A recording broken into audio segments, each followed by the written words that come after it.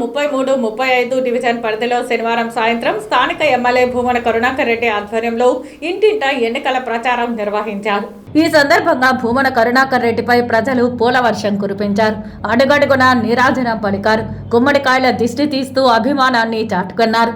వీధి వీధిలో ఘనంగా స్వాగతించారు. భూమన కరుణాకర్ రెడ్డి వెంట వైఎస్ఆర్సీపీ శ్రేణులు, అభిమానులు పెద్ద ఎత్తున పాల్గొన్నారు. అటు భూమన కరుణాకర్ రెడ్డి ఇంటింటికి కరపత్రాలు అందజేస్తూ ఫ్యాన్ గుర్తుకే ఓట్లు వేయాలని అభ్యర్థించారు.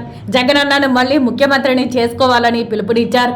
జగనన్న మనందరికీ రెట్టింపు స్థాయిలో జగనన్న సంక్షేమ పథకాలను అమలు చేస్తారని, అందరి జీవితాల్లో వెలుగులు నింపే కార్యక్రమాలను కొనసాగిస్తారని తెలిపారు. చంద్రబాబు, పవన్ కళ్యాణ్ కూటమికి ఓట్లు వేస్తే సంక్షేమ పథకాల రద్దుకు ఆమోదం తెలిపినట్టు అవుతుందని, అందుచేత చంద్రబాబు, పవన్ కళ్యాణ్ కుటిల రాజకీయాలే ప్రస్తుతం అవ్వాతాతలకు శాపంగా మారిందన్నారు.